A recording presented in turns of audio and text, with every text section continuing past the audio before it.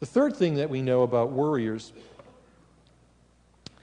is that they have a whole range of distorted thoughts or biases in their thinking.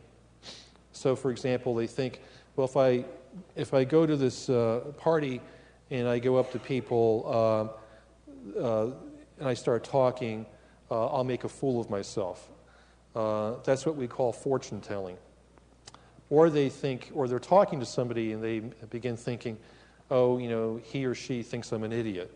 That's mind reading. Of course, it could be true that they think you're an idiot, but you may not know for a fact. Or they take things personally.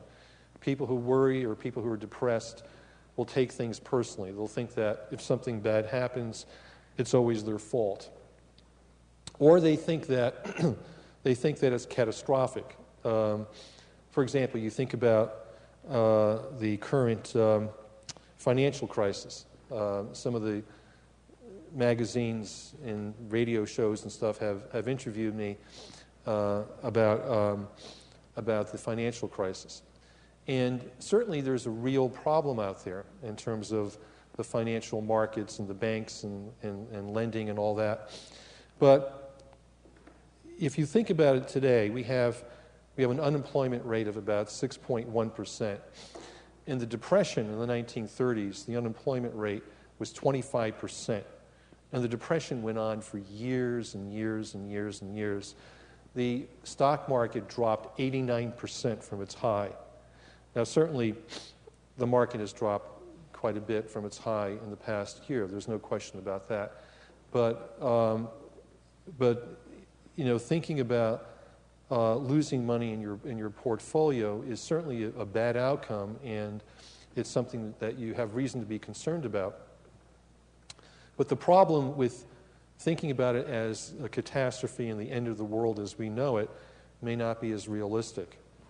You know, people who are worriers will look at, if they talk to somebody and the other person doesn't like them, then it's a catastrophe. They view, if they don't do well on an exam, it's a catastrophe. If they make a mistake, it's a catastrophe. There are very few things in our lives on a daily basis that are real catastrophes. I mean, certainly the death of people that we love is a real catastrophe, really awful. But people who are worriers or people who are depressed will often view things as a total catastrophe. So let's go back to the financial worries that people have. And let's imagine you've had money in your 401k and you've lost 30 or 40%. One way of looking at it would be to recognize that maybe it's not a total catastrophe. Is what are you going to do differently today or tomorrow as a result of that? I mean, you're really going to do anything different today or tomorrow? People who, or let's say you go to a party and you talk to somebody and they don't like you. If I asked you to make a list of all the things that you can still do, even though that person doesn't like you, it would be a list of all the things that you could do before you even met that person. In other words, it may be inconvenient, it may be unpleasant, it may be a loss in terms of money, it may have implications for when you could retire or how much you're going to have, and maybe big items that you would buy, but there's still a lot of things that you can still do every single day that are important. One of the things that we ask people to do in cognitive therapy is to look at the evidence for and against your prediction. So, you know, people who think that I'm going to make a complete fool of myself I often talk to my colleagues and students who are concerned that if they go to give a talk that they're going to make a complete idiot of themselves. One thing I've actually asked people to do when they think this at a convention, I said, you've already heard 12 people talk in the last couple of days. Can you even remember who they are?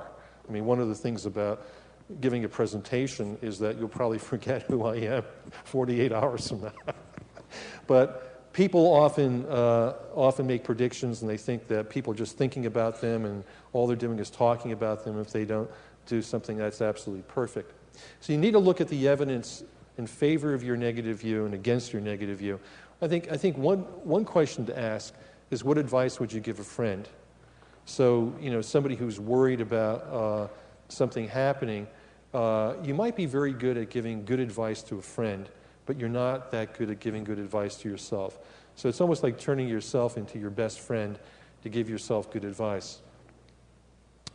One other thing to think about is how often have you been wrong in the past?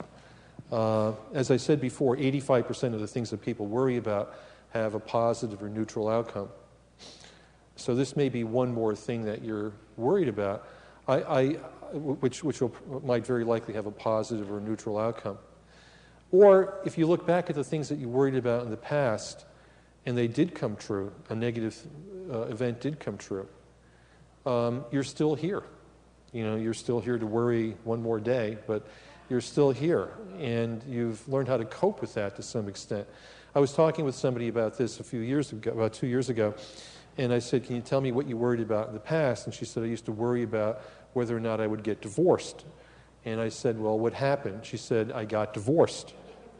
And I said, well, then how did that turn out? And she said it was difficult at first, but it turned out to be for the better. It turned out to be for the better for her. So thinking about your past worries and how you've coped, or have you been worried about the same thing over and over and over and over and over again? You have to think about, now, why would worriers make the same negative predictions over and over and over and over again? In some ways, it's kind of like magical thinking. And here's an example. The rooster gets up in the morning before the sun rises. And the rooster, looks up, he has his multicolored feathered coat on, and he's very proud of himself, as all roosters are. I think actually roosters are now the new male role model, because we're lacking those. So the rooster gets up in the morning, and he crows, and I would do it for you, but I have a little bit of a cold, and you'd find it offensive. And so the rooster crows, and the sun rises. And the rooster says, thank you, ladies and gentlemen. The rooster thinks he made the sun rise. Worriers are kind of like that. Worriers, worry, and things turn out to be okay. And so in a magical thinking, it's the illusion that maybe my worry protected me. I've had some examples of patients who I said, why don't you just say 10 times, things will turn out okay. I just want to see what that feels like to you. And some worriers will say, no, I don't want to do that because that'll jinx things. You ever hear that? It's like the evil eye, And then you have all these different countries and cultures battling who discovered the evil eye first. You really do. It's really fascinating. Cross-cultural psychology about paranoia.